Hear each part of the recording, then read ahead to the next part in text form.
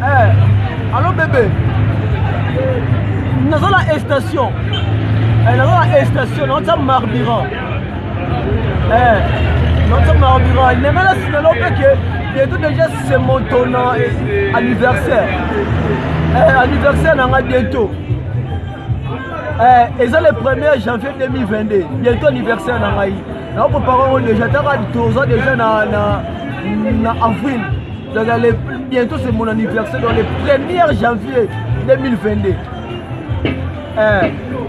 Non, tu es dans la station. Elle a donc, pour ce poteau, les femmes sont des couteaux de là.